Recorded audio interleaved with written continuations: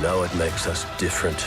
We make our own choices. Hey, welcome back to ScreenCrush. I'm Ryan Airy, and let's talk about all the Easter eggs, references, and little things that you might have missed in the first full trailer for Star Wars: The Bad Batch, Season 2. Now, when the first trailer was released, we had to skip it because there was a lot going on that particular weekend. So we're going to cover a few things that happened in that first trailer and tell you how they connect to this new look that we just got. Let's get to work. So The Bad Batch is a show about what it's like to not have a place where you belong, what it's like to be irregular, and how does a group like that function when a system of control and uniformity like the Empire is being formed and enforcing its will on the public. Also, I think this series might start filling in some of the gaps for the show Andor, showing exactly why people began to welcome the Empire. There was a key quote in Andor that shed some light on this. The Emperor's primary charge is to protect us. I think we got a big tease about how the Bad Batch are actually going to be instrumental in the crackdown of the Empire and the formation of the rebellion that I'm going to talk about later in the episode. But first, it's been a while since Bad Batch Season 1, so I'm going to give you a very brief recap of what happened in the first season. Now, of course, we all remember Revenge of the Sith and Order 66. When all of the clone troopers had a chip in their heads activated that made them turn on the Jedi. But the thing is, the Bad Batch, because they're irregular troopers, their chip malfunctioned and they didn't actually turn on the Jedi like the other clones did. Therefore, they were able to think for themselves. But one of their members, Crosshair, decided to stay with the Empire while the others are like, nah, I'm not too cool with fascism. So they befriended a young clone, a girl named Omega, and took her away from Kamino, and then they became mercenaries as Crosshair was employed by the Empire to track them down. Now, Omega has some kind of secret importance that they never reveal. Like Boba Fett, she's an unaltered clone, meaning that she grows in real time, and I speculated all through the first season that she was going to be Force-sensitive. A Force-sensitive clone would, of course, give the Emperor the key to cloning himself a Force-sensitive body like he tried to do in all the movies in Rise of Skywalker and his clone form and all that stuff that we're going to talk about in just a second. So the first season ended with the destruction of Tipoca City on Kamino, that's where the clones were made in the prequel trilogy, and then Nala Se, the scientist, was moved to Mount Tantus. Now, Mount Tantus was very important in the old Legends continuity. It's where the Emperor cloned himself, just like he's now trying to do leading up to the events of Rise of Skywalker. So what we're seeing is that a lot of these new Star Wars shows, like The Bad Batch, like The Mandalorian, are kind of just trying to make the Rise of Skywalker make sense. Somehow Palpatine returned. Like when you watch the sequel trilogy straight through, it's very weird that we don't hear any mention of Palpatine at all until the opening crawl of the 9th movie. So now what we're seeing are the many efforts the Emperor made over the years to create a clone of himself that was also Force sensitive and wouldn't just be destroyed by dark side energy. It's why the Empire wanted Grogu's genetic material in The Mandalorian. When Nala Se arrived at the facility, we heard this. The Empire has big things planned for you. So as we see this galactic conflict escalate, we're also going to see a personal conflict as the Empire is going to be tracking down Omega and trying to take her away from the Bad Batch. This is setting the stage for Season 2. Now, one thing I want to point out about that last scene is that Nala Se is being escorted by these Republic Commandos from the Republic Commando game. There is a bit in these trailers that show us that their loyalty might be called into question. As different clones and different factions from the Clone Wars are kind of splitting up into their own little cells, everybody's going to be fighting their own separate war against the Empire, which Saw Gerrera talked about in the show Andor. A separatist. My base, a neo-republican. The Gorman Front. The Partisan Alliance. And I think we see at least one of those factions in this trailer. Hey person, guess what? I just got you something special for Christmas. Oh my gosh, Doug, is this what I think it is? Yes, that shows how the stars were aligned on the day we met. Aw, Doug, high five. This star map was made by Under Lucky Stars, the sponsor of this video. Under Lucky Stars creates a personalized star map showing the unique alignment of stars in a place and time chosen by you. This is a great gift to remember an important moment in your life. All you have to do is enter the time and location, and they create a print of the sky. This shows the constellations and locations of all the stars, showing how they were aligned at your special moment. It's a personalized gift. You can choose from more than 15 designs, your special commemorative message, and the title. It's durable, and it lasts for generations. Yeah, but you know, how do they know what the stars look like on that particular day? Well, Under Lucky Stars has proprietary methods of locating stars that have been verified by NASA astrophysicists to ensure their accuracy. And this also makes for a great surprise gift. Every time you look at your map, it's a sweet reminder of your anniversary, or when your kids were born, or when you met your store manager. Under Lucky Stars also supports and fundraises for the International Dark Sky Association, which is dedicated to limiting light pollution and space litter, so we can actually see all the stars in the sky. So Under Lucky Stars is running a big holiday sale right now. Plus, they're offering ScreenCrush viewers an exclusive 10% discount on any order with the code ScreenCrush. Go to underluckystars.com/ScreenCrush to get your star map now. Now back to what I was saying. All right, so let's get into this. Now the first season took place immediately during Revenge of the Sith, like right at the start of Order 66. 66. This one, it looks like we have some kind of time jump because everybody's got slightly different armors. And at the start of this trailer, we see that Omega has become a badass. Now, the first trailer and this trailer had Sid saying, "You want to really be free? Then pull off this heist, and you can have a future." So the big personal question for this season is, what does the Bad Batch want? Do they want to be free, or do they want to fight? Do they want to accept missions for money for themselves, or do they want to fight for a greater cause led by Rex and Bail Organa? Hunter pretty much gives an answer when he says, "We're already free." So he's saying there that they don't need money, they don't need to run away and try to hide from the Empire, they're free to make their own decisions and to fight their own fight. Alright, so the new trailer starts on a beach that we saw briefly in the first trailer. This kind of looks like it's the same climate as Mount Tantus, so this could take place on the same planet. We're in the middle of watching the Bad Batch on a mission gone awry where they're being chased by crab people. Now, if this is the same planet as Mount Tantus, this package that Wrecker talks about having could be something from that planet, some sort of clone material or some key to unlocking Omega's true purpose. Maybe they've realized that Omega has the genetic potential to be a major weapon against the Empire. Now, after this mission, we cut to Sid's office. Remember, Sid is the Trandoshan who's voiced by Rhea Perlman, who sends the Bad Batch on various criminal missions. Here, though, Sid walks into her own office and we see that Wanda Sykes' character, Fee Genoa, is behind the desk with her feet on the desk. I'm very excited to see what Wanda Sykes does in this role. It seems like she's actually taken over Sid's entire operation, and now the Bad Batch are going to be reporting to her. The rogue clones on the run from the Empire. So that first trailer definitely made it seem like the season was going to be about the clones fighting for their freedom, but this trailer shows that they don't really want their freedom, they want to fight. For instance, Fives is the one who's really encouraging Hunter to keep fighting the Empire. Remember, Fives has really been through the ringer. He was not originally a member of the Bad Batch. He was a regular clone who was captured and tortured by the Separatists. He has seen the human cost of war firsthand, and he wants to make sure the Empire doesn't visit any of those hardships upon the people that he experienced himself. And then we get a fan favorite clone from Revenge of the Sith and the Clone Wars series. This is Commander Cody working alongside Crosshair. You'll remember that Commander Cody was the clone who served alongside Obi-Wan Kenobi in the Clone Wars series and in Revenge of the Sith, where of course he turned on Obi-Wan Kenobi very quickly and then ordered him shot down.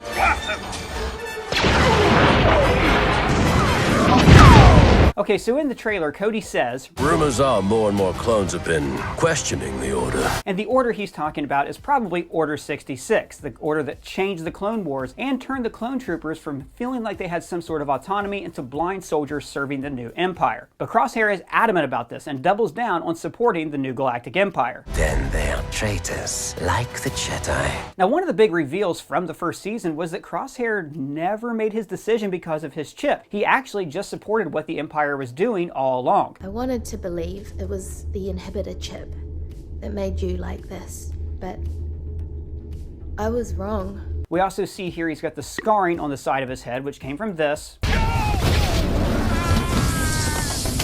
And of course, in Star Wars, external scarring is almost always an indication of internal scars you carry with you. In this case, that he will forever be separated from his brothers. Now, we see a few different conflicts throughout these two trailers. In this one, we see Crosshair shooting on a red planet. We then cut to like some droids in a tank getting shot. Doesn't mean he was shooting at them, but it's probably the same planet, judging by the environment. So it's this red planet. We see a few different shots of it. We see people working. We see they have this large castle with like this long gateway that leads up to a top entrance. And at one point, we also see stormtroopers using flamethrowers on droids. Now, I think this could be a Separatist faction, like Saw Gerrera talked about in Andor. Krieger's a Separatist.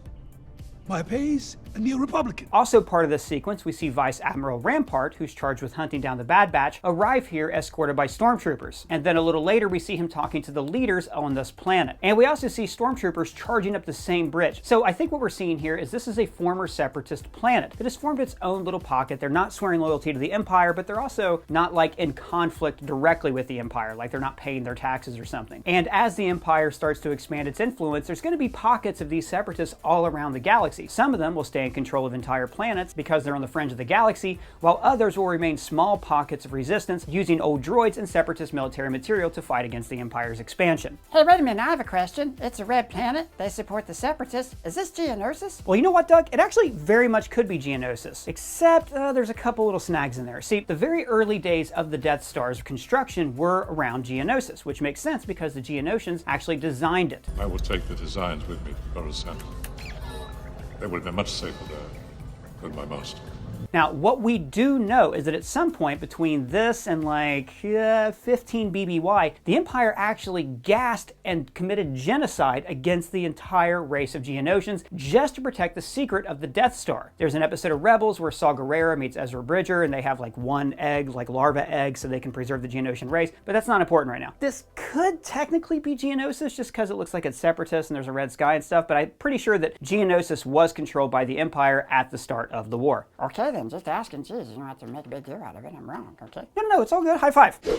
Next conflict we see is in a jungle. We see a Trandoshan flame-throwing all the bush around him. And then we see other Trandoshans here using what looks like droid tanks. So here's what I'm thinking. All that old Separatist material, all the tanks and hardware and droids, they're all just laying around, right? Like after Revenge of the Sith, when the Separatist leadership was killed, all their droids just shut off all around the galaxy. So now there's all these like rogue groups, mercenary groups, pirates who can just pick up all those weapons, reprogram the droids, and go out and conquer planets on their own. Now this is going to feed into the sense of chaos that's surrounding the Empire, which I'm going to talk about later on, is going to definitely serve the Emperor's agenda. I'm actually wondering if this planet could be Kashyyyk, because in the first trailer we saw a Wookiee here who looks a lot like the bounty hunter Chrysanthemum that we saw in Book of Boba Fett and of course in the comics. So even though the Empire / the Republic occupied Kashyyyk at the end of the war, it could be that they abandoned it after the war ended and that pirate groups like the Trandoshans came in using old Separatist gear that was left on the planet, leaving the Wookiees to fight against these new forces. Now eventually this chaos would cause the Empire to re-intervene in Kashyyyk, because in the Aftermath novel trilogy, which takes place after Return of the Jedi, Han and Chewie actually go back to Kashyyyk to liberate the planet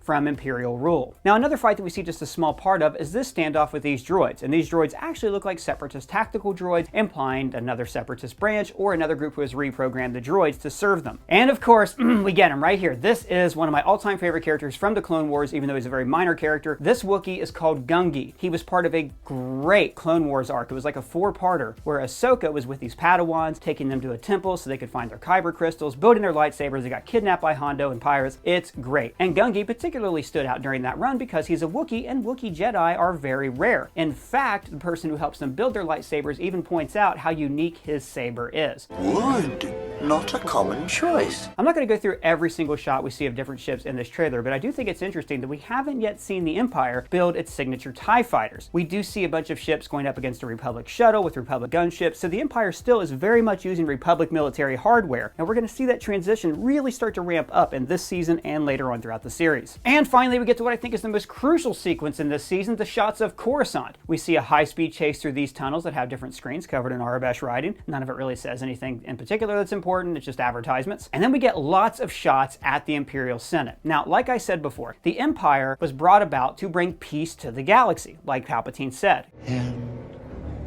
we shall have peace. That was the excuse for reorganizing everything as the First Galactic Empire. And then we hear this voiceover. Peace was never an option. Now, as Palpatine is on the dais with his right-hand man Masameda, we see that actually Omega is in the Imperial Senate right here. Palpatine's chair is rising up, and behind him we see a massive hologram projection showing all this violence being committed across the galaxy. I think here's what's happened. All of these different chaotic events, like on the Red Planet, if it's Geonosis or whatever, on Kashyyyk, all these different places where the Bad Batch are being sent on their missions to disrupt the Empire, people are dying. Or maybe the Empire is actually killing people or blowing stuff up to make it look like these are attacks against the people that serve the Empire. And then Palpatine is going to use this as a way to tell everybody in the galaxy, hey, we're still not safe. The war isn't over. We need more military. We need more security. Give me more power, more power, more power. This is all feeding into a culture of fear, and fear, as we know, is the basis for the entire dark side.